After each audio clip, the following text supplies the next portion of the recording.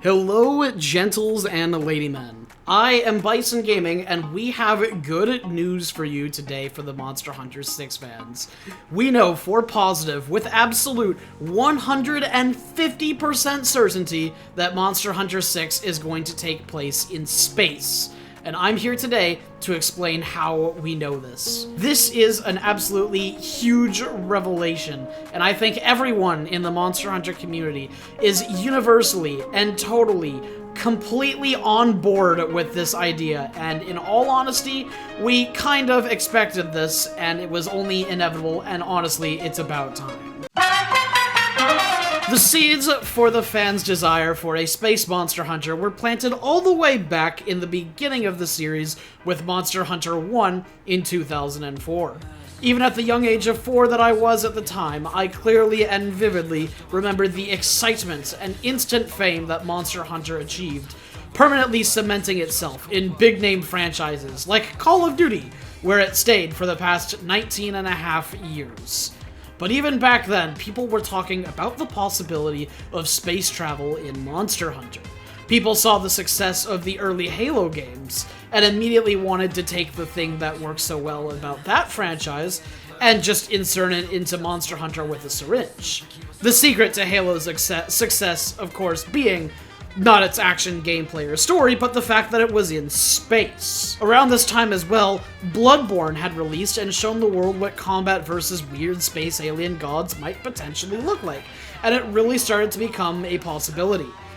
Don't look or research this timeline very closely, it is not super important. People saw the ideas of space and aliens, and when the Monster Hunter community thought about how well something like that might mesh with the grounded and ecological aspects that Monster Hunter is so heavily known for, everybody universally agreed that this would fit in just like a glove. In fact, the leading lore theory in Monster Hunter is that all of the monsters you fight are actually fleshy mech suits controlled by aliens. This idea was blatantly copied and plagiarized in the anime Darling in the Franxx, which outraged the Monster Hunter community and was the main reason of why that anime is remembered as so polarizing and controversial. You know, other than the ending. I know this history I'm laying out is well-researched and quite convincing. But don't just take my word for it. Here's an article from the most prestigious, well-known, and respected gaming journalism company, IGN. And it goes over literally everything I just talked about. Now, unfortunately, I can't actually show you this uncensored due to the absolute rampant racism that existed in 2004 when this was written, but just take my word for it, he totally says it. Now, for the few skeptics that might remain and require extra proof, Capcom has actually been hinting and foreshadowing this for years, ever since Game 1. But because VOD only focuses on From Software game lore, nobody really caught on to what they were doing until me just now in 2023. Through every generation, Monster Hunter has had a theme of continuing to rise in elevation of the game's setting. There is a common misconception that underwater combat was a lower elevation than the previous games, since we were, in fact, underwater. However, allow me to set the record straight. Slightly contrary to what most people think, Monster Hunter 1 actually takes place entirely underground in the crust of the planet. That is why the movement and combat is so slow and clunky.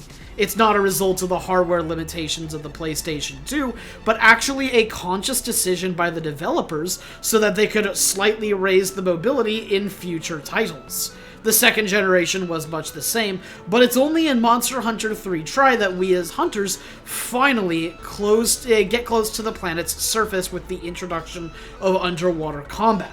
This is also why water combat has never returned in the series, as starting in the 4th generation, we were finally on the surface and not looking back down or below again.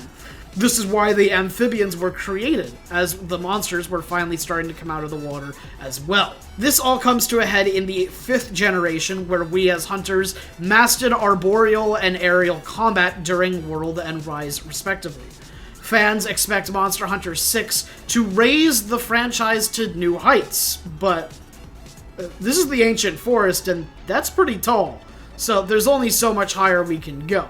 Thus comes the natural conclusion that Monster Hunter 6 will obviously take place in space. This also coincides with these leaked images and cutscene footage of Monster Hunter 6 flagship, Nebulous Rathalos.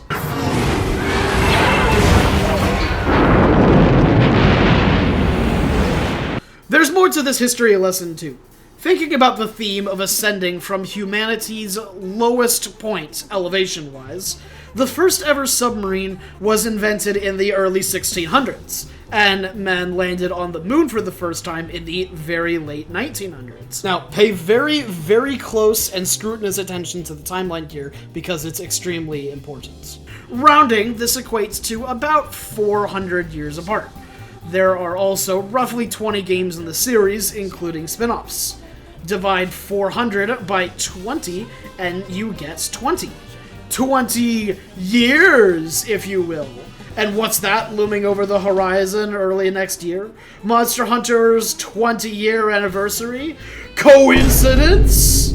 I'll leave that for you to decide, but I think the evidence speaks for itself. Everyone here watching this video should be much better educated right now on what to expect in Monster Hunter 6. So please share this video with your friends and community so we can all celebrate the liftoff of Monster Hunter.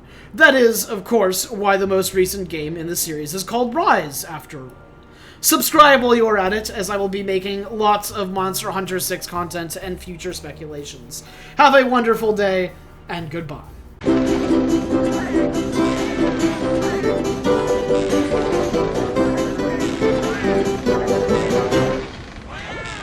So tasty!